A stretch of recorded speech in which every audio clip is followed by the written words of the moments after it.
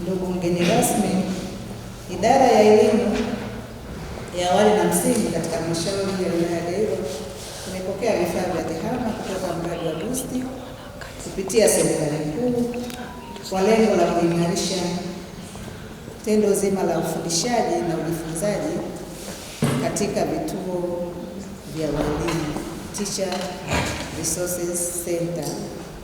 Mradi huu umefadhiliwa na World Bank, na katika kupokea vifaa hivi vitasaidia kuboresha ufundishaji na ujifunzaji kama nilivyosema awali. Sasa mradi huu wa BOOST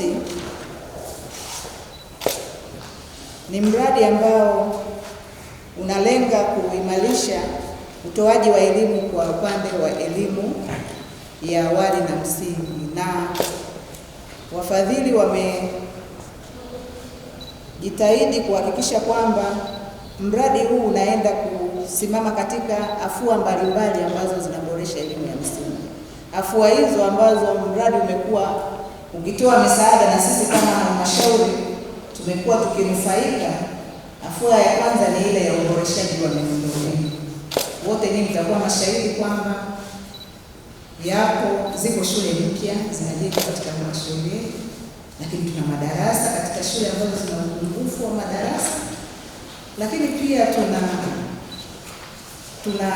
shule shakavu ambazo zinakarabatiwa.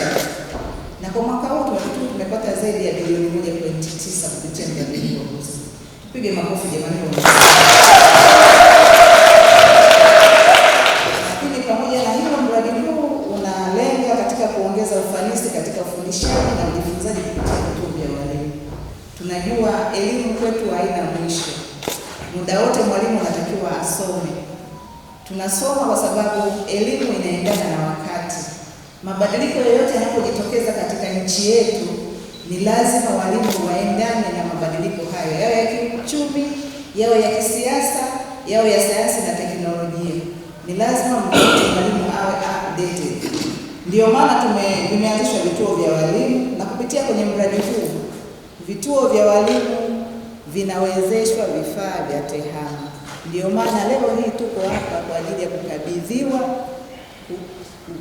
vifaa hivi vya TEHAMA ambavyo vitaenda kusaidia walimu wetu katika suala zima la ufundishaji na ujifunzaji. Kwa mantiki hiyo, walimu watakuwa na uwezo wa kuingia kwenye mitandao, kupakua material, kujisomea ili waweze kwenda kuwafundisha wanafunzi wetu na waweze kufaulu katika mitihani yao. Afua nyingine ambayo mradi huu inajikita ni swala zima la utawala bora, uwajibikaji pamoja na uongozi.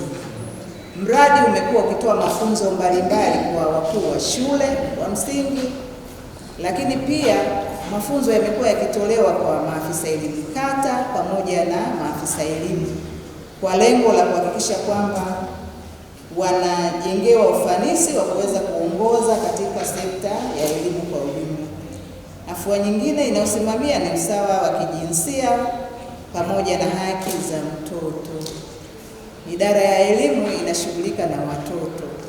Kwa hiyo moja kwa moja afua hii inaenda kuangalia kila mtoto ana haki ya kupata elimu.